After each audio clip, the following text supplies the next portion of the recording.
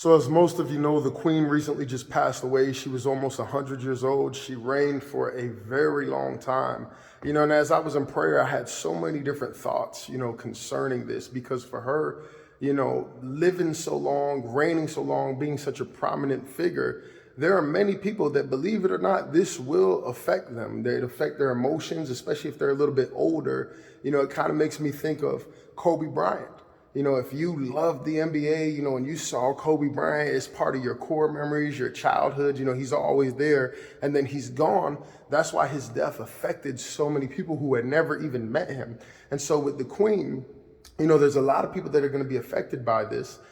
She was always there. That was just a part of life over there. And especially for a lot of the older people, it's going to make them, think about their age and things like that. So the enemy can come so many different type of ways to try to discourage people. So I'm praying for everybody. I'm praying for the family. I'm praying for those, that are in that country, because man, you never know how somebody could be affected by these things like that. It's like a stability thing. She's always there, and then she's gone, and I heard a lot of great things about her from a lot of different pastors and people who interacted with her.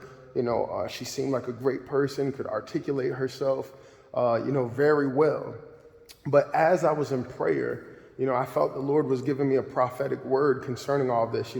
She was queen for a very long time. She reigned for a very long time, but now there's going to be a king. And the Lord was showing me in prayer. He said, you see how this is happening. There's this transition.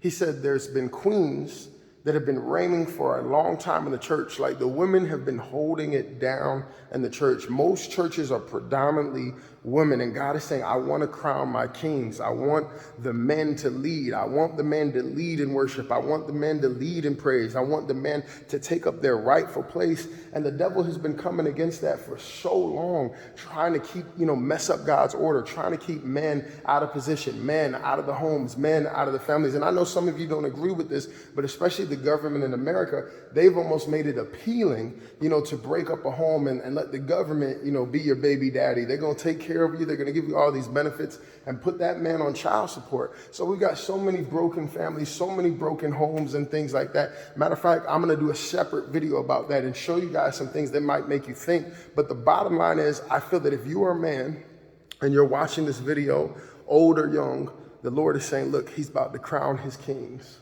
He wants us to rise up. The Bible says, guess what? The earth is groaning, waiting for the sons of God to stand up and say, here I am. I'll preach the gospel. I'll stand for the gospel. I'll stand for the truth. A lot of women have been holding it down. The women have been praying. The women have been in the prayer meetings. God is looking for men that are going to pray, that are going to, we have pastors, we have men who preach. But I'm talking about as a whole, like in the congregation, stand up, be that intercessor, be that prayer warrior, be that bold man of God, and not make it a rare thing to see a man being bold for God, not make it a rare thing to see, a man being in love with Jesus, but to really just a generation of bold men just rising up and saying, here we are, and we love Jesus and we're not ashamed. And guess what? There's going to be a crown.